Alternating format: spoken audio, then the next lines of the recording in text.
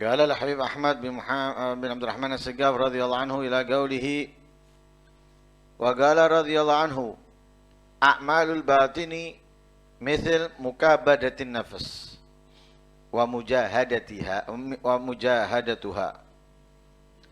وأعمال الظاهر مثل الصدق والورع والزهد في الدنيا.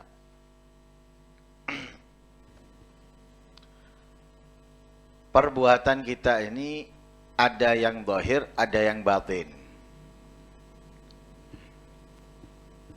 Sebagaimana pemberian Allah Subhanahu wa taala, ada yang zahir, nampak, terlihat, ada yang batin, tidak terlihat.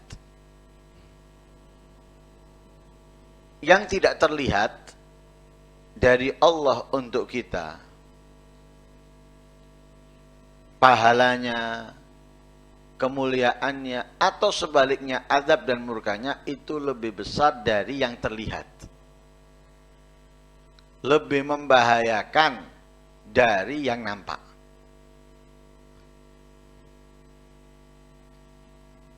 Dengan itu, kita jangan pernah tertipu dengan yang zahir, sedangkan yang batin membahayakan kita.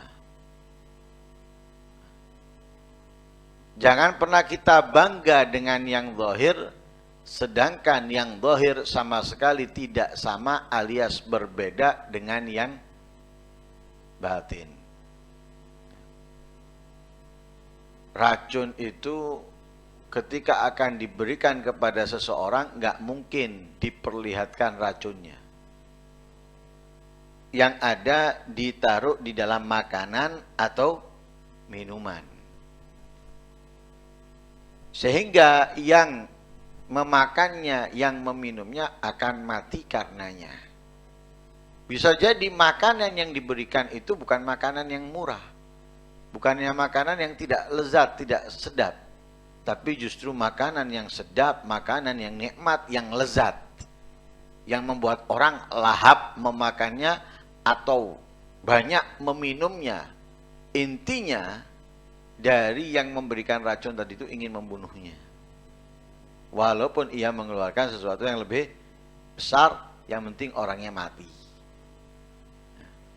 Nah, mungkin dengan murah, orang kalau dikasih yang murah mikir, nanti gak diminum, nanti gak dimakan, percuma anda ngasih racun. Nah, jangankan orang, tikus saja kita kasih racun dengan roti kadang. Roti, bukan yang bauan, yang baru. Untuk apa? Tikus itu mau. Kalau yang bau nanti tikusnya nggak mau, enggak.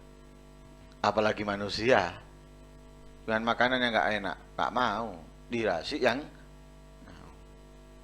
paham ya? Nah, itu sangat membahayakan. Hasilnya apa? Membunuh. Begitu juga murkanya Allah. Kita melakukan kebaikan zahir, tapi batin kita melakukan kejahatan. Jangan kemudian kita bangga dengan perbuatan zahir kita, sedangkan batin kita itu mengundang murkanya Allah, yang mungkin murkanya Allah nggak nampak di zahir kita. Kita pun nggak menyadari, tapi itu menyebabkan kita akan hancur dan binasa lebih dengan azab yang ditampakkan oleh Allah Subhanahu wa taala. Padahal kalau kita perhatikan azab atau murka yang ditampakkan oleh Allah itu sudah besar, tapi jauh lebih besar yang tidak ditampakkan. Ya. Misalnya terjadi bencana, musibah, bala, baik individu kita ataupun tempat. Wah, kita anggap ini sudah gede, hebat. Nah, seperti yang terjadi di Aceh, seperti yang terjadi di Semeru dan yang lain sebagainya. Rumah tertanam, orang hilang dan yang lain sebagainya. Oh, kita anggap ini sudah gede nih. Ini sudah, tapi di balik itu ada lebih besar. Ada lebih pedih. Ya. Karena itu Allah sudah menegaskan di dalam ayat Al-Qur'an, inna adzabi lasyadid. Nah, sama halnya dengan pemberian. Pemberian Allah yang di dalamnya kebaikan, di dalamnya kemuliaan, keistimewaan, yang diberikan oleh Allah secara zahir itu masih kecil, masih sedikit. Walaupun orang menilainya itu besar. Orang menilainya besar. Tapi yang disediakan oleh Allah jauh lebih besar. Fala ta'lamu nafsum ma ukhfiya lahum min qurrati Ayun. Ya. Tidak ada satupun jiwa, satupun orang yang mengetahui apa yang disembunyikan Allah dari kebaikan, kemuliaan, keistimewaan yang disediakan oleh Allah untuknya. Lah itu semua apa? Jazaan.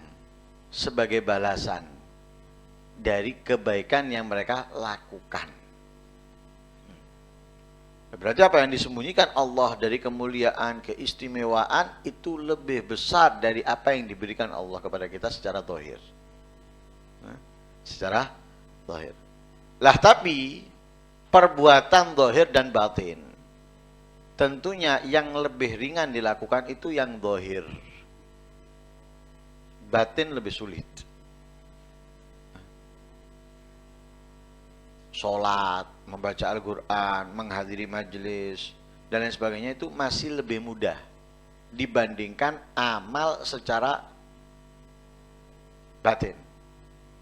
Amal secara batin. Zahir kita mungkin bisa menghindar dari dunia. Nolak. Bisa. Dikasih ini, dikasih itu nolak. Bisa. Secara zahir. Tapi batin belum tentu. Nolak secara zahir tapi batinnya sakjane aku kepingin nerimo. Aku bodoh. Tapi lek gak terima aku kok diwara ngene, diwara. Loh berarti apa? Dia keinginannya terima.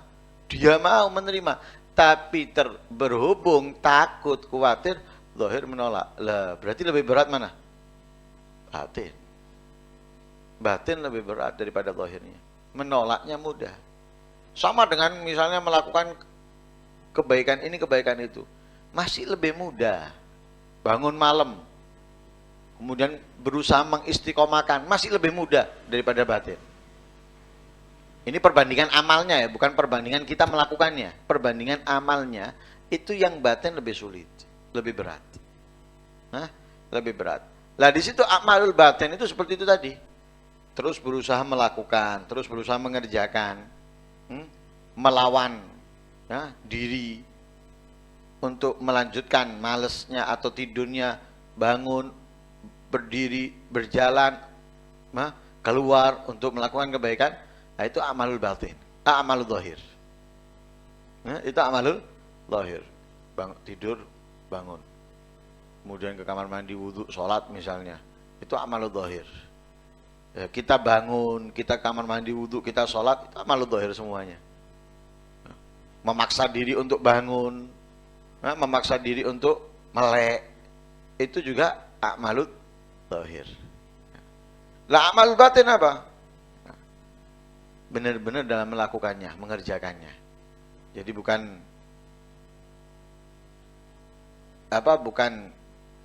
tanpa keikhlasan, dia bersungguh-sungguh mau melakukannya, bersungguh-sungguh mau mengerjakannya. Kemudian wara, zuhud, itu amalul batin, itu yang melawan hawa nafsu, melawan hawa nafsu, kemudian menghilangkan rasa malesnya, memadamkannya dalam dirinya, itu amalul batin. Lah amalul zahir, wara, zuhud dan semisalnya, itu amalul zahir. Zuhud, wara, itu amalul zahir. Tapi melawannya, menghilangkan, memadamkannya, itu amalul batin, itu lebih sulit.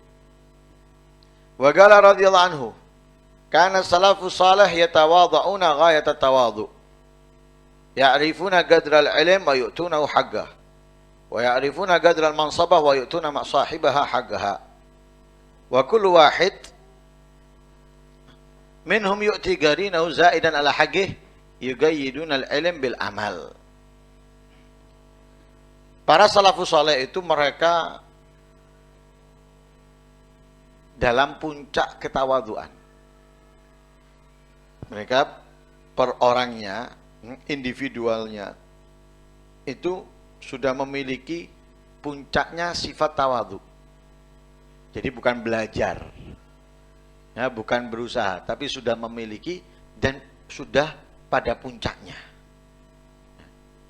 Nah, kalau kita kan masih berusaha tawadhu, terkadang sifat sombong, bangga diri, atau riak muncul. Tapi kalau mereka enggak, sudah benar-benar berada di puncak tawadhu.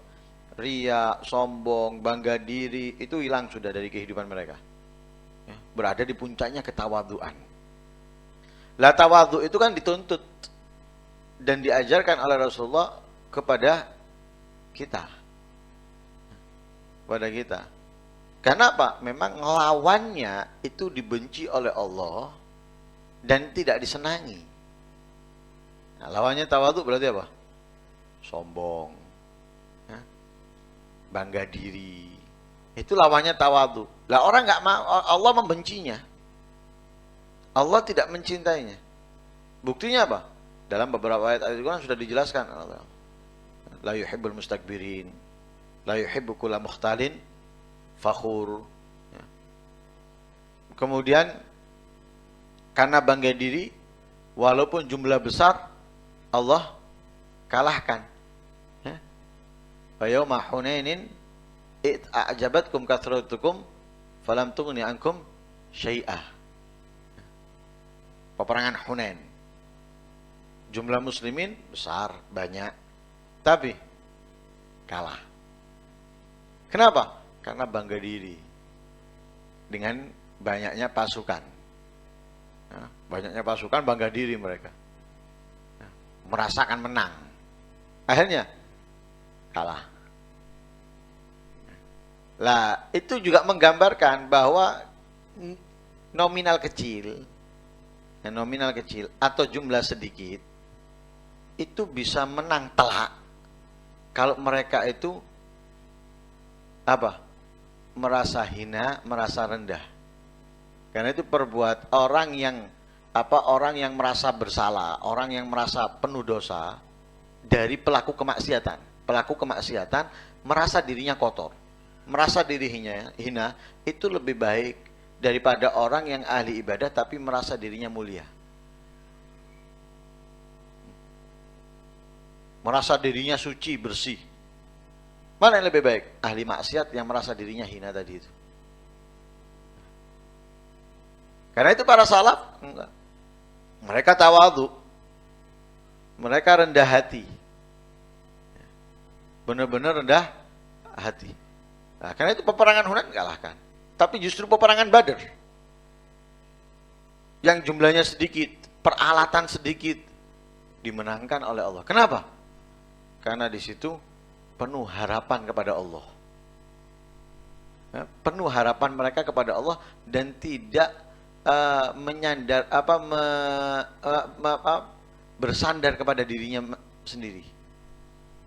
Mereka penuh harapannya kepada Allah sudah. Pasrah kepada Allah. Mereka berusaha menjalankan apa yang mereka mampu, tapi selainnya dipasrahkan kepada Allah. Akhirnya apa? Walaupun jumlah sedikit, baik itu orangnya ataupun senjatanya, tapi menang. Sedangkan Hunain, jumlah besar, peralatan lengkap, komplit, tapi dikalahkan. Kenapa? Karena mereka di situ harapannya kepada Allah berkurang. Merasa bangga, merasa senang dengan apa? Dengan jumlah yang ada pada mereka. Nah, itu yang membuat kalah. Makanya orang tawadhu itu seperti itu. Orang tawadhu itu merasa hina, merasa kotor, merasa kurang, sehingga apa? Menganggap yang lain itu lebih mulia, lebih istimewa, lebih baik, dan yang lain sebagainya. Lah karena itu mereka akhirnya mendapatkan kemuliaan dari Allah. Lah kemuliaan yang mereka dapat, apakah kecil sedikit? Enggak, besar. Besar.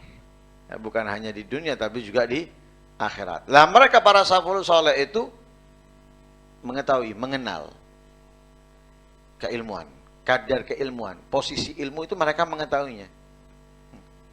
ilmu itu bagaimana, orang yang berilmu bagaimana. Mereka orang yang berilmu. Mereka tahu ilmu itu bagaimana, mereka tahu. Sehingga memposisikan pada tempatnya. Memberikan haknya itu sesuai. Nah, artinya apa? Orang berilmu. Ketawaduannya kepada orang itu bagaimana? Sekiranya keilmuan itu tidak direndahkan. Nah, karena kalau terlalu vulgar, hanya orang apa? Meremehkan orang yang berilmu atau meremehkan ilmunya. Sehingga apa? Nggak berharga. Jadi mereka itu memberikan sesuai porsinya. Mereka rendah hati, tapi mungkin dibaca orang yang nggak mengerti seperti ada sedikit kesombongan. Padahal enggak, itu memposisikan pada posisinya. Kalau diturunkan lagi, akhirnya membuat tidak dihargai. Keilmuan. Ya, keilmuannya nggak dihargai nanti. Tapi kepada orang yang sama, mereka saling menganggap dirinya di bawah. Lihat para ulama. Kepada ulama lainnya. Menganggap apa? Yang ini lebih afdol. Yang ini menganggap ini yang lebih afdol. Kenapa?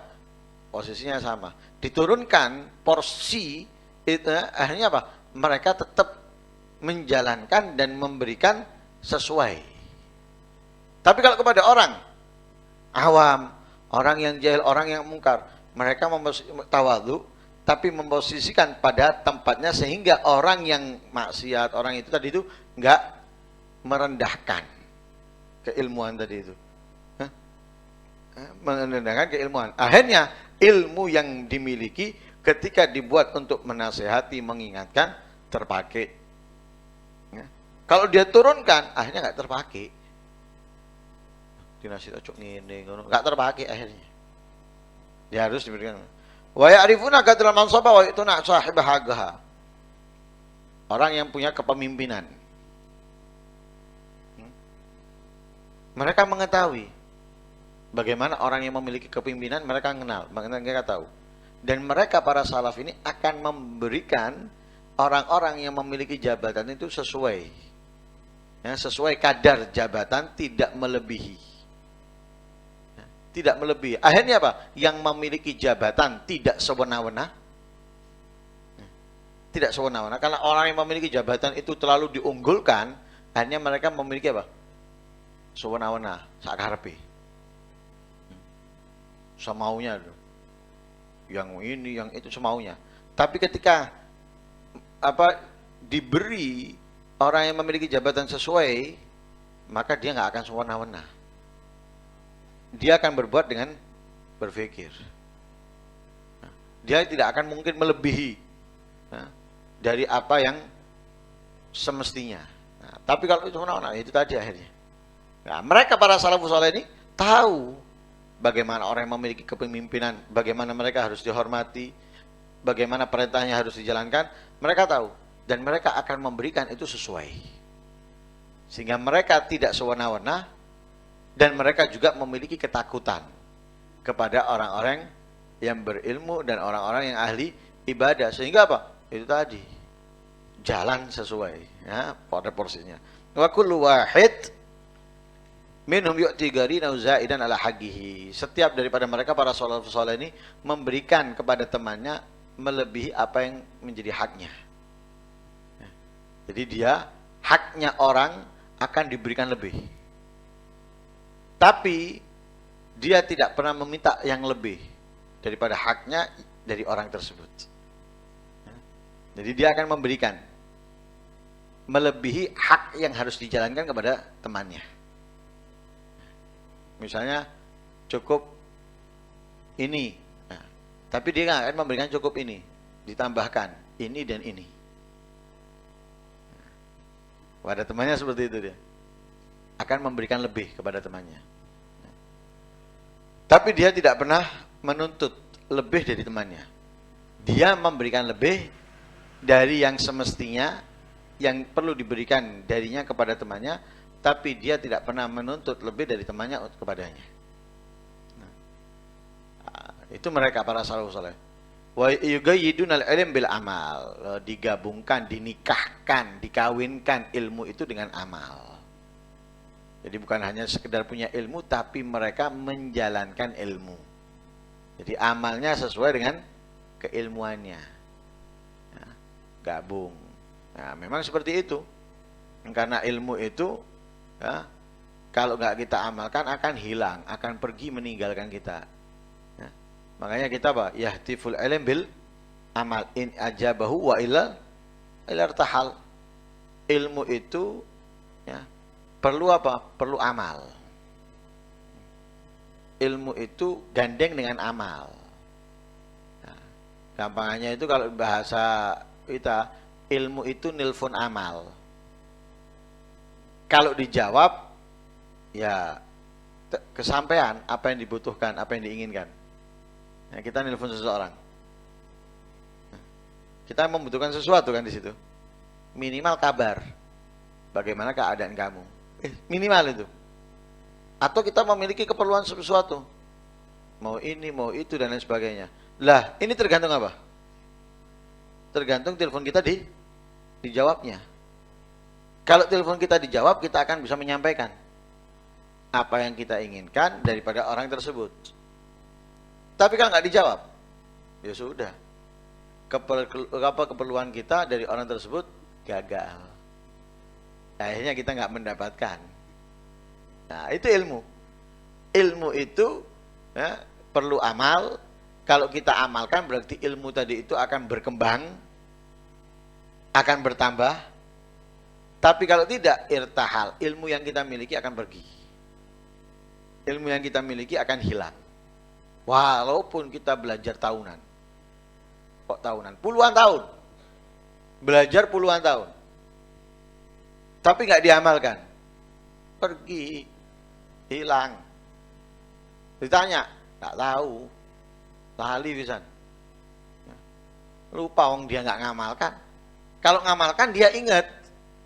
Dia mungkin masih paham, tapi kalau dia nggak ngamalkan, dia nggak ingat. Mondok, berapa tahun kan mondok? Saya mondok dulu itu 8 tahun. Keluar dari pondok, misalnya kuliah. Setelah itu ngurus ini, ngurus itu, dan lain sebagainya. Kelihatan kalau dia anak pondok, tak ketok. Ilmu dari pondoknya ketika kalau dia nggak ngajar selama itu, nggak mengamalkan. Ditanya, wah lali aku. Biyen, aku sepirang tahun, kuliah terus ini dan itu selali. Nah, itu. Makanya in ajabahu wa ila tahal. Kalau kita penuhi panggilannya dengan mengamalkan, itu akan hidup. Tapi kalau tidak akan hilang, ya, akan hilang. Ya, wallahu a'lam.